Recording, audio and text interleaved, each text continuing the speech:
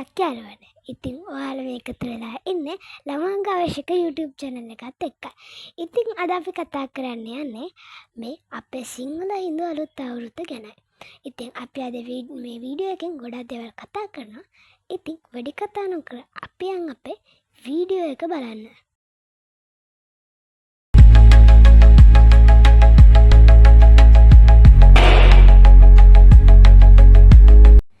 ඉතින් යාළුවනේ අපි අද මේ වීඩියෝ එකෙන් අපේ අවුරුද්ද කියන්නේ මොකද්ද? අවුරුද්ද ජන ක්‍රීඩා වගේම මේ අපේ අවුරුද්ද නැකත් සීටුව ගැන කතා කරනවා. ඉතින් මේ අවුරුද්ද කියන්නේ මොකද්ද?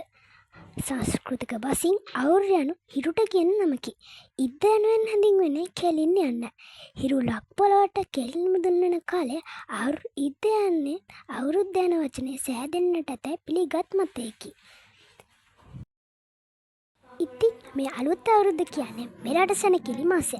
සිංහලයාද දෙමළ හින්දුන්ද මේ අලුත් අවුරුද්ද එක්කමින් සමලති. චාරිත්‍ර වාරිත්‍රයන්හි යම් යම් වෙනස්කම් ඇත. අලුත් අවුරුද්ද යනු මේ දෙපිරිසේම මහා මංගල්‍ය. ඒ වඩා සාරවත් වෙන්නේ බක් මාසෙ එළඹීමත් සමග අස්වැන් කපා යට ගැනීමයි. පරිසරයේද අලුත් අවුරුද්ද සූදානම් වෙන බව පැරණි ජනයාගේ පිළිගැනීම.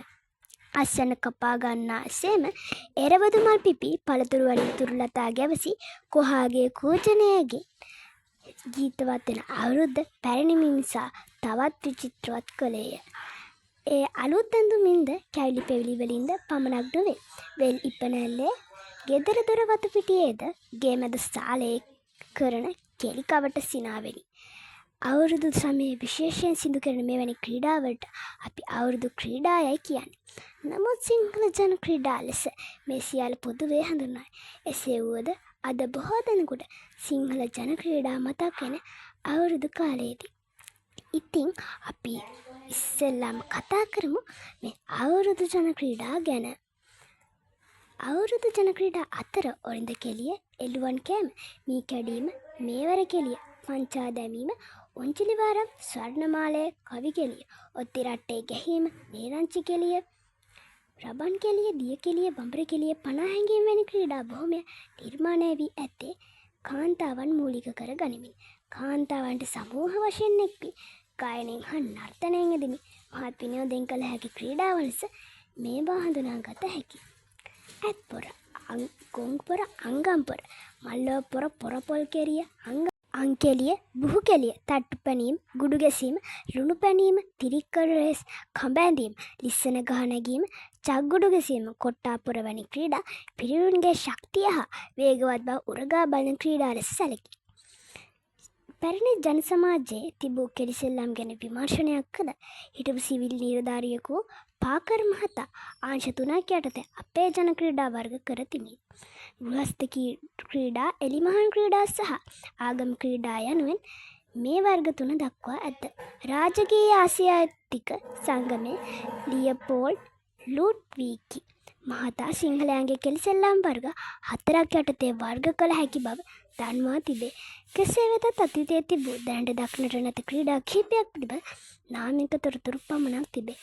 ඒවා අතර ඇඹරුම් කෙලිය, ගල් කෙලිය, පොල්කුරු කෙලිය, හදිවියන් කෙලිය, හේවගම් කෙලිය, පෙරලි කොටුව, කොටි කෙලිය, පූළුමුතු, වලක් පුස්ස, කොටු බැඳුම, දරමුතු, පල්ලන් කුලි, චෝරු චතුරංග, පාඩා කෙලිය, ආණ්ඩි කෙලිය, අරසලි කෙලිය ආදී නම් දක්නට ඇත.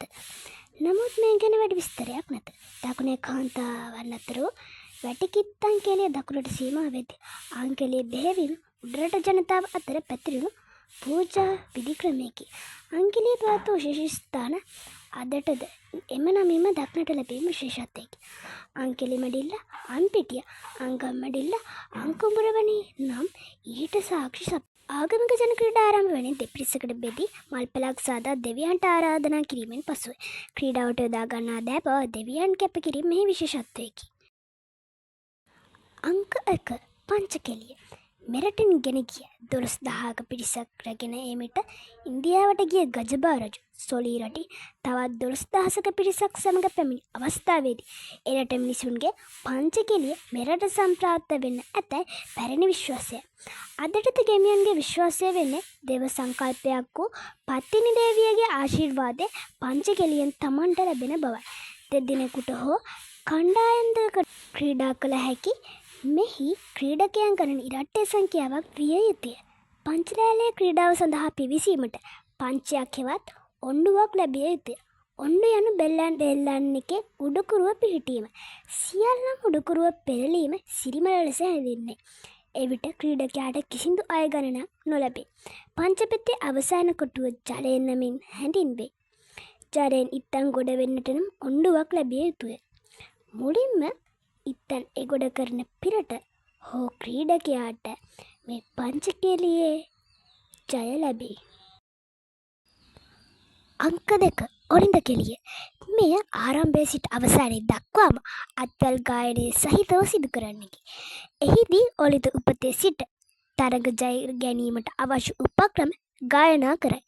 කාන්තාවන් දෙදෙනෙකු අතර තරගයේ පැවැත්තේ. ඔලින්ද පුවරුව යනුවෙන් හඳුන්වන ලෑල්ලක් භාවිත වේ. ඔලින්ද ලෑල්ලට මුතු පුවරුව යන නමද ඔලින්ද කොළඹෝ යන නමද භාවිත වේ. ඔලින්ද උපත සිදු වී ඇත්තේ බංගලි දේශයේයි මේ ගායනාවල පැහැදිලිව දක්නට ලැබේ. භාවිත වෙන්නේ ගණිත ක්‍රමයකි. ඔලින්ද කොළඹුවේ හෙවත් ලෑල්ලේ වලවල් 14කි. එක වලකට ඇට 4 බැගින් ඇට 56ක් ඇත. මේ ඇට දැමීම වපුරන ලෙස හැඳින්වේ. එක් ක්‍රීඩිකාවක් තම පේළියේ මුල් වලේ ඇට අතට ගනු ලබයි. මෙය ඔරවනවා ලෙස භාවිතා කරයි. එසේ එරවූ ඇට වලකට එක බැගින් ළඟම ඇති වලවල් වලට පිළිවෙලින් දැමනු ලබයි. ඊළඟ වලේ ඇති ඇට සියල්ල මුලින් කළ අන්දමට සිදු කරයි. මෙසේ ඇට ඉසින අතර අතේ ඇට ඉවරුණු විට හිස් වලක් හමුවොත් ඊට එහා පැත්තේ ඇති ඇට සියල්ලම සීම කරන ක්‍රීඩාවට හිමිවේ. මේ ඔලිද කෙලියේ දී කනවා යයි භාවිතා කෙරේ. පිළිවෙලින් හිස් වලවල් දෙකක් හමුවොත් තුන්වෙනි වලේ ඇති ඔලින්ද ඇට කෑමට ක්‍රීඩිකාවට අවසර නැත. එවැනි අවස්ථාවක් පුස්සක් ලෙස හඳුන්වයි. එවිට අනෙක් ක්‍රීඩිකාවට තරඟ කිරීමට අවස්ථාව සැලසේ. පුවරුව එක් පැත්තකට ඇට සියල්ල හමාර වූයේ නම් එය රෑපූල කපන වලස හඳුන්වයි. එහිදී ජය ගන්නේ වැඩිම ඔලින්ද ඇට ලබා ගන්න අයයි. අංක 3 චග්ගුඩු පැනීම. අස්වැන්න නෙලාගත් වැල්යායේ හෝ කමතේ සිදුවන ක්‍රීඩාවකි. සීමාව ලකුණු කර කොටස් දෙකකට බෙදී ක්‍රීඩාව සිදු කර. එක් පිලක ක්‍රීඩකයා ගුඩුගුඩු කියමින් අනික් පිලේ සීමාවට ගොස් ක්‍රීඩකයන්ට පහරදී තමන්ගේ සීමාවට දුවයි. පහරක ක්‍රීඩකයා මෙන්ම පහරදී ගුඩුගුඩු කියමින් තම පැත්තට යාගත නොහැකි වූ ක්‍රීඩකයාද තරගෙන් පරාජය වේ. ගුඩු කියමින් යන්න හඳුන්වන්නේ ගුඩ්ඩා යනුවෙනි. අංක 4 බුහු කෙලිය. ජල්ලි ගැසීම මට්ට කැඩීම යනුවෙන් හඳුන්වන මෙම ක්‍රීඩාව ප්‍රදේශයෙන් ප්‍රදේශයට වෙනස්කම් පෙන්නුම් කරයි. ලොකු දොඩම් ගෙඩියක් හෝ ජම්බෝල ගෙඩියක් උණු අලු පල්ලේ තම්බාගෙන පදම් කර ගනි. සමතලා බිමක උඩුපිල සහ යටිපිල ලෙසින් පිල් දෙකකට බෙදේ. පිලෙන් යටිපිලේ අය බෝලය බිම වැටෙන්නට පෙර උඩින් අල්ලා ගත්තොත් බෝලයත් රැගෙන උඩුපිලේ විසිකල තැනට දුවති. විසිකල අය පස්සෙන් පස්සට දුවගෙන ඇවිත් පිල් කනුව රකිති. ඔවුන් උත්සාහ ගන්නේ පිල් කනුව රකින ගමන්ම විසිකරනු ලබන බෝලය උඩදීම අල්ලා ගැනීමට. එසේ අල්ලා ගැනීමට බැරිවහොත් පෙරට ගමන් කළ නොහැක. බෝලය විසිකල යුත්තේ බිම වැටුණු තැන සිටගෙන. බෝලය පිල් පසු කිරීමට හෝ බිම වැටීමට පෙර හෝ අල්ලා ගැනීමට නොහැකි වහොත් දිනුම හිමි වෙන්නේ විසිකල පිලට. අංක 5 අතක පතක ක්‍රීඩාව. මේ ක්‍රීඩාවට දරුවන් අතර කෙරෙන්නකි. බිම වාඩි වී අත් බිම තබාගෙන සිටිය යුතුය. නායකයා විසින් අත්ලට තට්ටු කරමින් මෙසේ කියයි. අතක පතක සොරසූරින් අනගි පැත්ත පැකිරි බිඳු ඊ ඉගිරි කොත්ත මල්ලි කොහිද සීයේ. මේ වැකිය අවසන් වෙන විට තට්ටු කරන අත ඇති තැනැත්තා ක්‍රීඩාවෙන් ඉවත් විය යුතුය.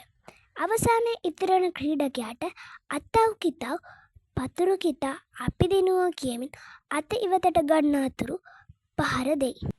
අංක 6 මේවර කෙලිය. සිංහල අවුරුදු කාලයේදී බෙහෙවින් ජනප්‍රිය ක්‍රීඩාවකි. කාන්තාවන් විසින් සිදු කරන්නකි. මේවර යනු වලල්ලකි. එහිදී ස්ත්‍රියක් තමන්ට අයිති වලල්ල සෙවීම මේවර කෙලිය ලෙස හඳුන්වයි. මෙහිදී මිතුරයන් විසින් වලල්ල සඟවා ගනී. එක් ක්‍රීඩිකාවක් තම වලල්ල සඟවා සිටීදැයි දිගින් දිගටම ගීතයෙන් අන් මිතුරියන්ගෙන් ප්‍රශ්න කරනීය. අනෙක් මිතුරන් දිවුරා පවසන්නේ තමන් එවැනි වලල්ලක් සඟවාගෙන නැති බවයි. මේවර යනු පනට පළඳින ආභරණයක් යයිද මතයක් තිබේ.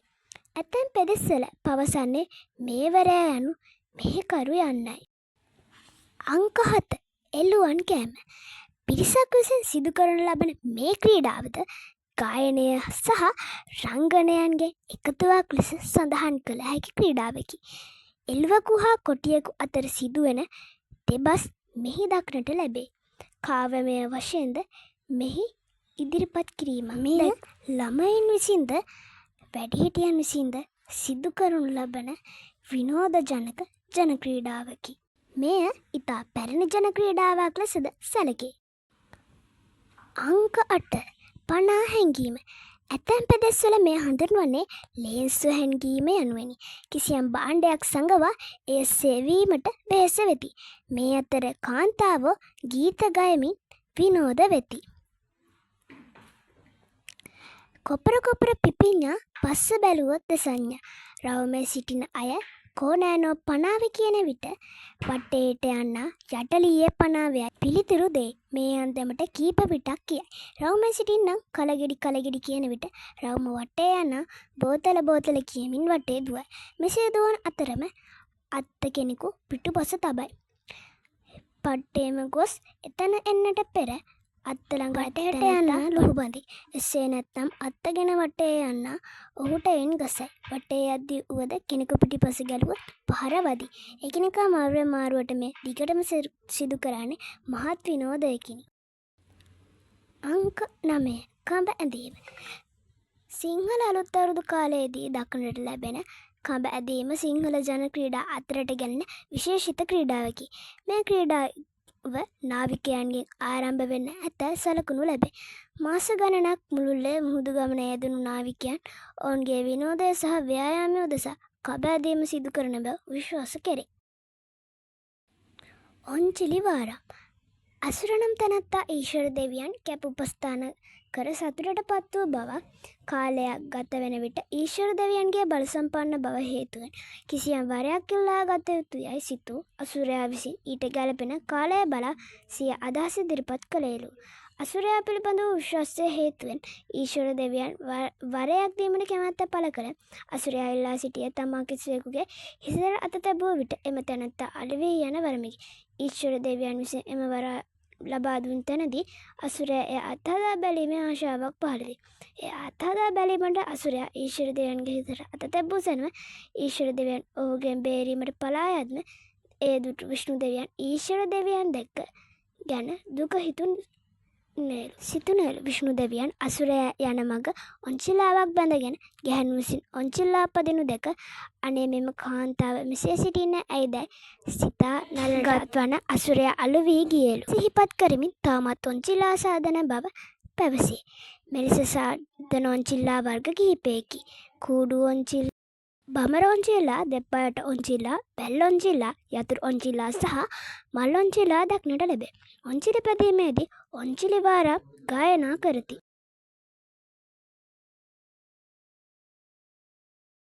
අංක 11 රබන් ගැසීම. මෙරට බොහෝ උත්සව අවස්ථාවන්හිදී යොදා ගන්නා රබන් ගැසීම අද බොහෝ විට අවුරුදු සමයට පමණක් සීමා වී තිබේ. රබාන හා බැඳි පවතින දේව විශ්වාසයන් දක්නට ලැබේ.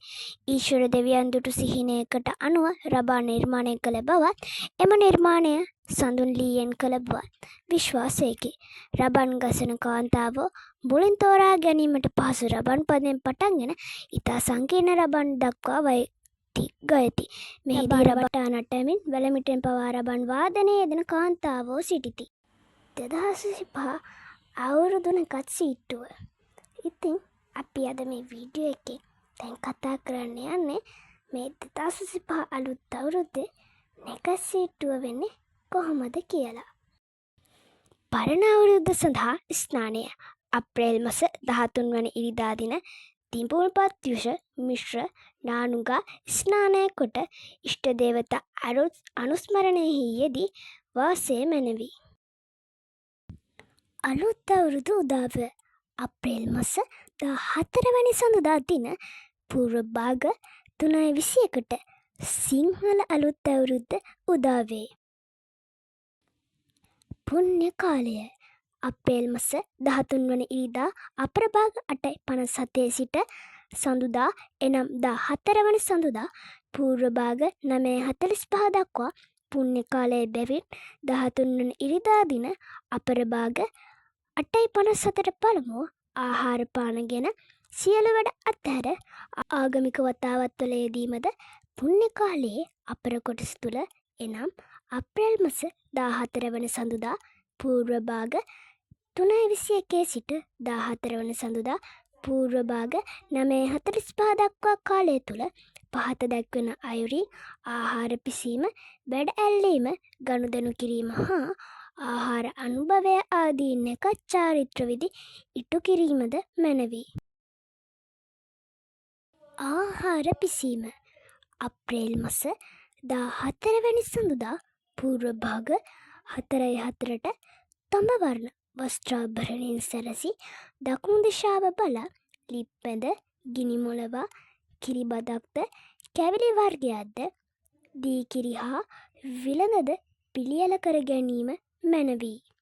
වැඩ ඇල්ලීම, ගනුදෙනු කිරීම හා ආහාර අනුභවය අප්‍රේල් මාස 14 වැනි සඳුදා පූර්ව භාග 6:44ට මුතු හා ශ්වේත වර්ණ වස්ත්‍රාභරණයෙන් සැරසි දකුණු දිශාව බලා සියලු වැඩ අල්ලා ගනුදෙනු කොට ආහාර අනුභවය මැනවි.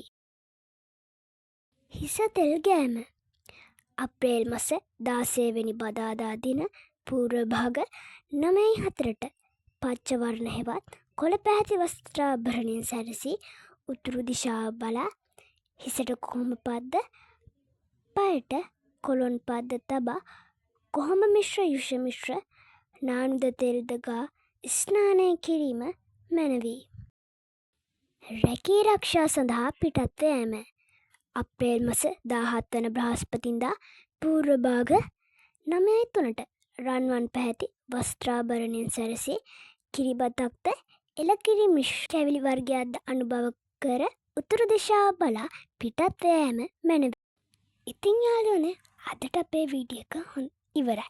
ඉතින් අපේ වීඩියෝ එක හොඳයි නම් සබ්ස්ක්‍රයිබ් කරලා බෙල් නොටිෆිකේෂන් ඔන් කරලා ලයික් කරලා ඔයාලගේ යාළුවන්ටත් බලන්න ෂෙයා කරන්න.